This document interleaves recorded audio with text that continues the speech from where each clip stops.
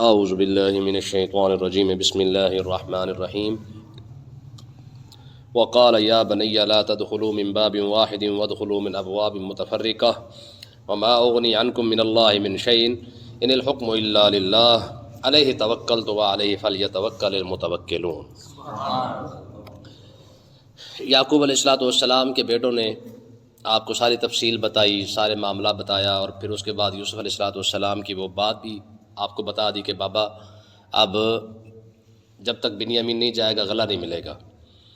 تو حضرت یعقوب علیہ السلام نے فرمایا تھا کہ میں ویسے تو تمہارے ساتھ نہیں بھیجتا، ہاں یہ ہے کہ تم اگر قسم اٹھاؤ اللہ کی تو پھر میں شاید تمہارے ساتھ بھیج دوں۔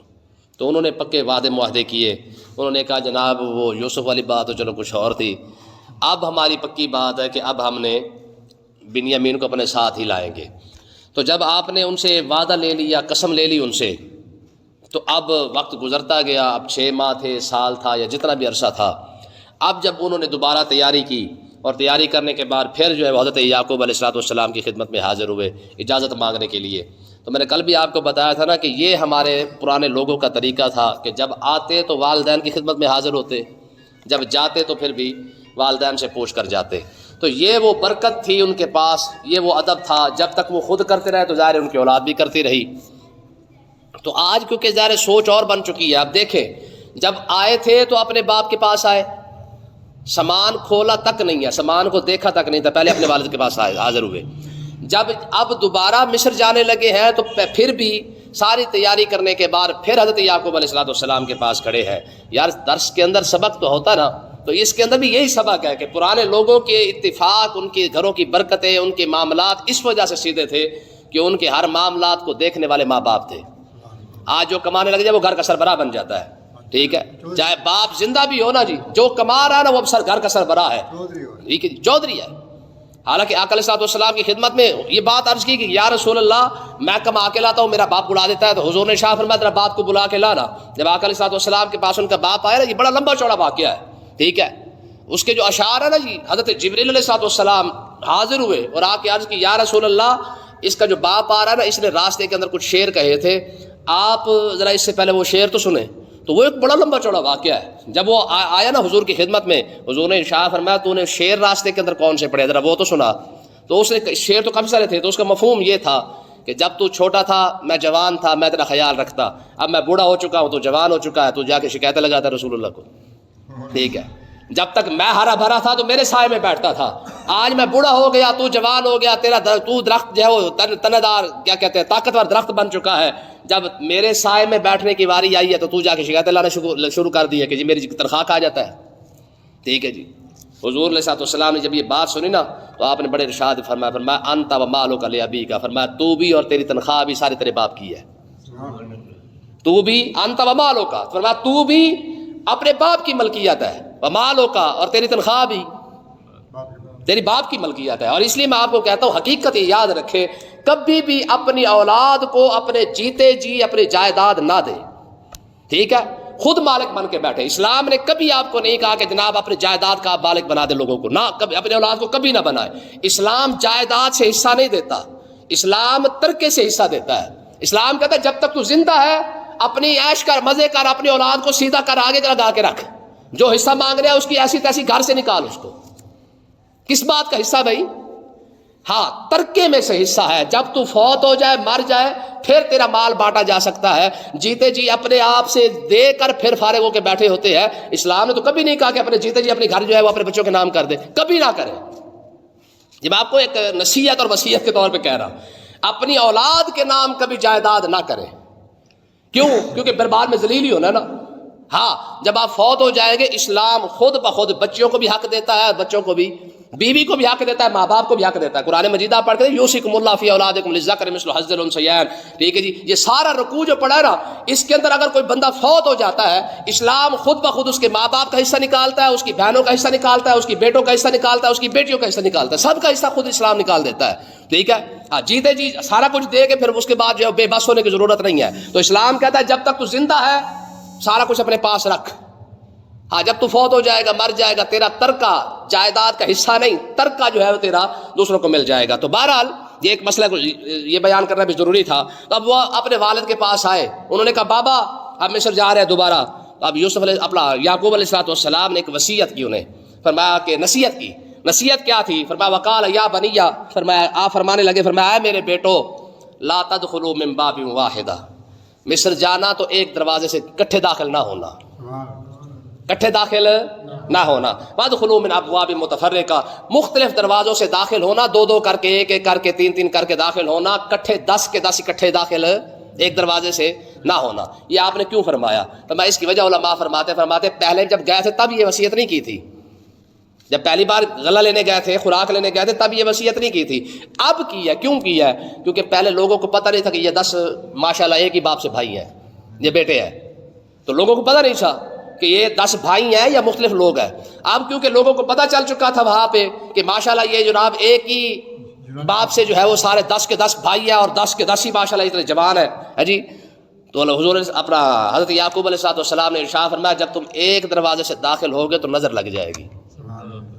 ٹھیک ہے, لا تدخلوا من باب واحدہ, فرمایا 10 کے 10 کٹھے داخل نہ ہونا, کیونکہ لوگ تو چٹا کپڑا بھی کسی کا پسند نہیں کرتے ہیں, اور تم 10 بھائیوں کو دیکھیں گے تو ان کی تو ویسے ہی ہائے نکل جائے گی کہ وہ 10 بھائی. فرمایا نظر لگنے کا زیادہ جو ہے وہ کیا ہے, چانس ہے. تو اس کا مطلب یہ ہے کہ نظر بر حق ہے. نظر کیا ہے؟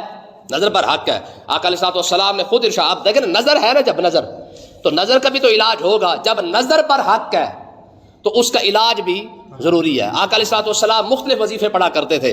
ٹھیک ہے, پھر جب سورۃ فلق اور سورۃ ناس نازل ہوئی نا, قل اعوذ برب الناس اور قل اعوذ برب الفلق, یہ جب نازل ہوئی, ٹھیک ہے, تو حضور علیہ السلام پھر انہیں پڑھا کرتے تھے.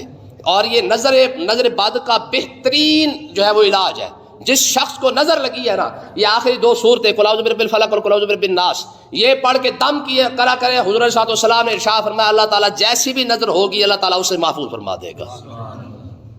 ٹھیک ہے, کچھ لوگ ہوتے ہیں نا جن کو بیماری ہوتی ہے, وہ کہتے ہیں جی یہ دم کہاں لکھا ہے, یہ دم یہیں پہ لکھا ہے.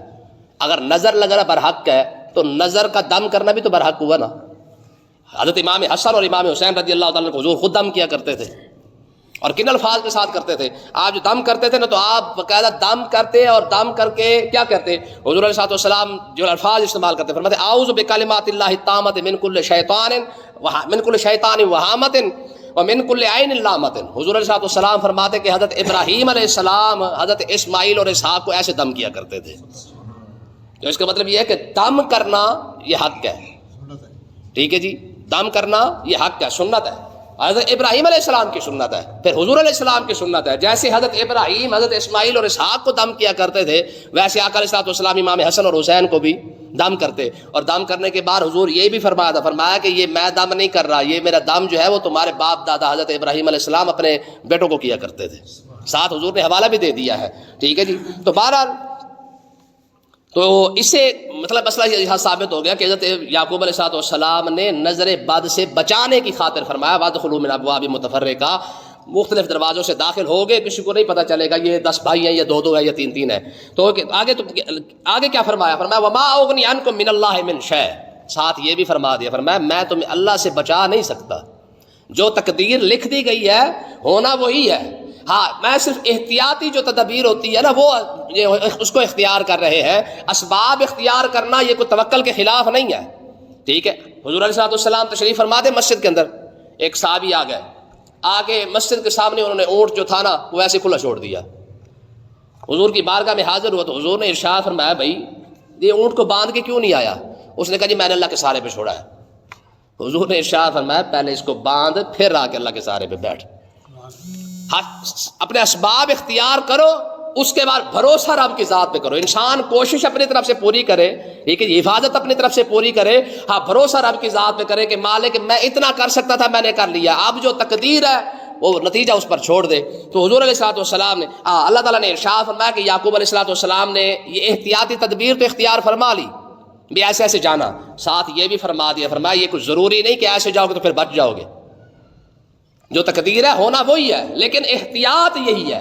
کیا وما اغنی عنکم من اللہ من شیء, فرمایا میں تمہیں اللہ سے نہیں بچا سکتا. ہاں اگر مالک کوئی فیصلہ کر چکا ہے تو ہونا وہی ہے, لیکن ہمارے ذمہ کیا ہے, ہم احتیاط سے کام لے. اب دیکھیں نا سرکار جب سفر میں تشریف لے جاتے نا تو حضور علیہ السلام دیکھا کرتے تھے, فرمایا آپ رستوں کے نام پوچھ لیا کرتے تھے, فرمایا ہاں بھی یہ کون سے اس رستے کا نام کیا ہے, ہمارے نام نہیں ہوتے, لاہور علی سڑک, ملتان علی سڑک, ٹھیک ہے نا, تو جس طرح ہمارے نام ہوتے ہیں، سڑکوں کے نام ہوتے تھے، تو حضور علیہ الصلوۃ والسلام باقاعدہ پوچھ لیا کرتے تھے، جو نام آپ کو اچھا لگتا حضور وہی رستہ اختیار کیا کرتے تھے. ٹھیک ہے نا.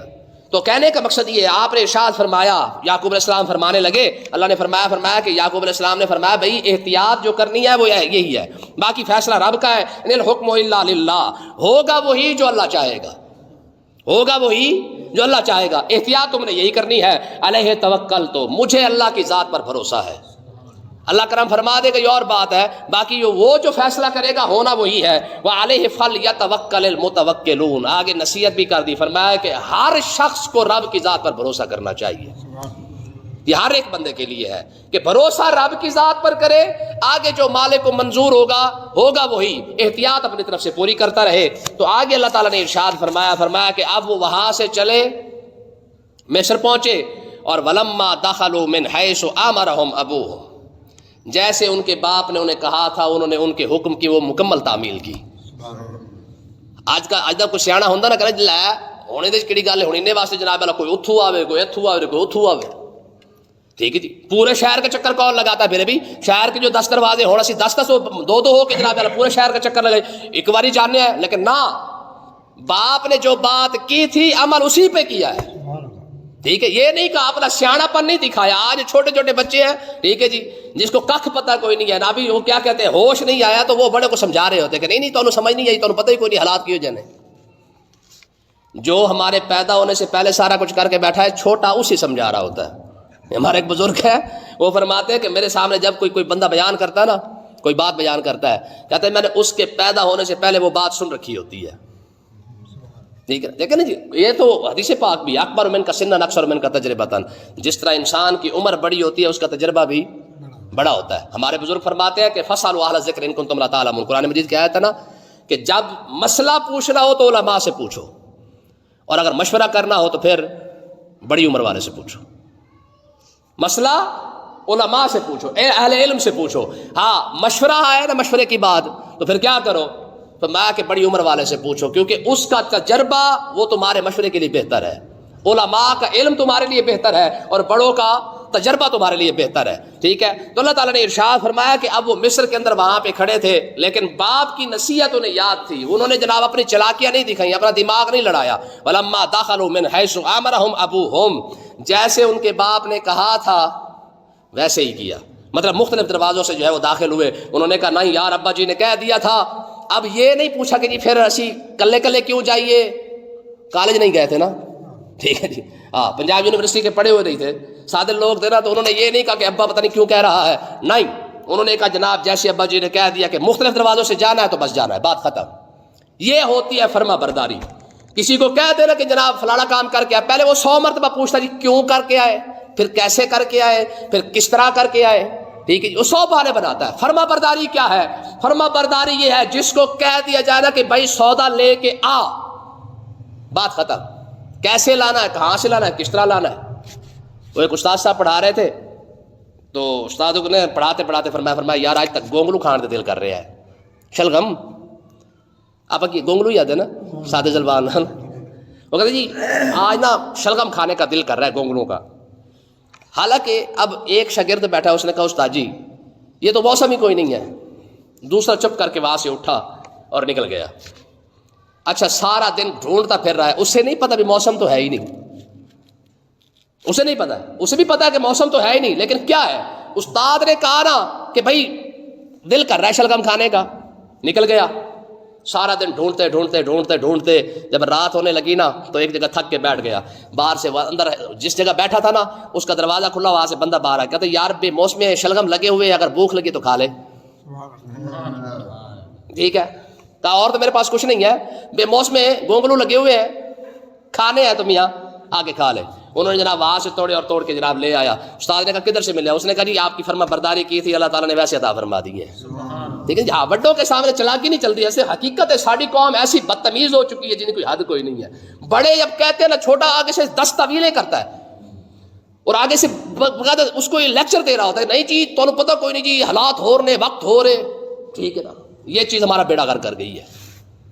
اور آگے سے ویسے بندہ خوش ہو گیا، اس لیے زیادہ بول رہا جی کالج جانا ہے. ساڈا میاں بڑا، ساڈا منڈا بڑا تیز ترار ہے، یہ جناب یونیورسٹی جانا ہے. ٹھیک ہے جی، یہی تیز تراری سیکھی ہے. ٹھیک ہے.